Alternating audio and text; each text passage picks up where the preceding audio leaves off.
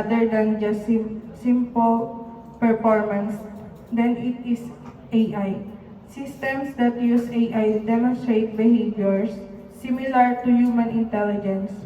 For instance problem solving, planning, learning, perception, manipulation, and reasoning. Deep learning. This algorithm is a subset of machine learning, and it is what forms deep neural networks. Essentially, machines are given a greater ability to find and amplify tiny patterns. Such networks have many layers of computational nodes that collaborate to sift through data and deliver predictions. And these are the main types of algorithms. Technologies used to develop face detection application. First, OpenCV. OpenCV, this is the OpenCV, MATLAB, TensorFlow, and last, neural networks. These are the software which we are going to use in the facial detection. So this is the face detection methods. There are four classifiable categories of which face detection algorithms can belong to. Two plus groups. Let's take a look at each categories. The first type is feature-based method. This method located faces by extracting structural features. First, an algorithm is trained as a classifier. Next, it is used to sort facial regions from non-facial regions. The general idea is to move past humans' instinctive knowledge of faces. When feature-based approaches tackle photos with many faces, they have 94% success rate. Like shows in the pictures, the parts where the eyes, nose, and lips, it's only shown in the AI, so it can detect better. In summary, features such as person's nose, eyes, and ears to detect a face. The next detection method is knowledge-based method. A knowledge-based algorithm is dependent upon a set of rules, and it is built on human knowledge. For instance, rules might include that a face should have eyes, a nose, and a mouth in certain positions relative to each other. However, this kind of method comes with one huge challenge. It is very difficult to build an appropriate rule set. If the rules are too general, there may be many false positives, and conversely, if the rules are too detailed, the system could generate many false negatives. So, in summary, a face is determined based on whether it meets a set of rules made by a human. So this is the example of a knowledge-based method. There's region 1 and region 2. Just like the MNIST, we have the darker color and the lighter color one. Yeah. So the next is template matching method, which is a template matching algorithm. Parameterized or predefined templates are used to locate or detect faces. The system measures the correlation between the input photos and the templates.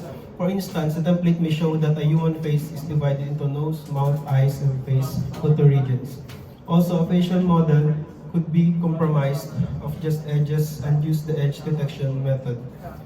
Implementation of this approach is easy, but it is insufficient for face detection.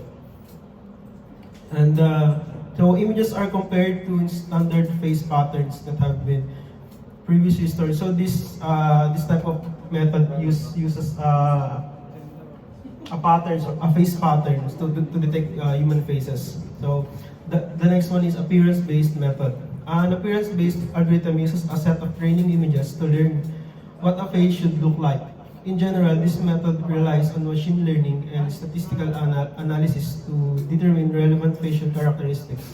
An appearance-based approach is generally considered to be stronger than previously mentioned methods. And This is statistical analysis. In summary, statistical analysis and machine learning are combined to find the face images characteristics. So this method is much better than the other. The next one is face detection techniques. So some of the more specific facial detection techniques includes removing the background. So let's say an image has a predefined static background or a plain single color background. Removing it can help determine the face. So it's much better for the AI to detect the face if it is much there's no background in it and much single color. And the second one, with color images, the color of the skin can sometimes be used to find faces. The third is motion can be used to detect faces. In a real-time video, a person's face is nearly always in motion. However, in drawback of this technique is that a face could be confused with other moving objects. What are the challenges in face detection? First challenge is add expression. A human face have an added expression, making it difficult to detect algorithms. Making it difficult for facial detection algorithms to identify that it is a face. Second is face occlusion. Occlusion, it means that it's blurred. A face is hidden by hair, a hat, a hand, glasses, or scarf. It may result to a false negative. The third one is illuminations. An image just might not have uniform lighting effects. A part of the image may be overexposed, while other part is very dark. Again, this can be contribute to false negative. 5 minutes left. The fourth one is complex background. When lots of objects are present in an image, first detection's accuracy is reduced. The fifth one is number 6 is 2, 4. The sixth is low resolution. If an image resolution is poor, it is difficult to detect the faces. The last one is skin color.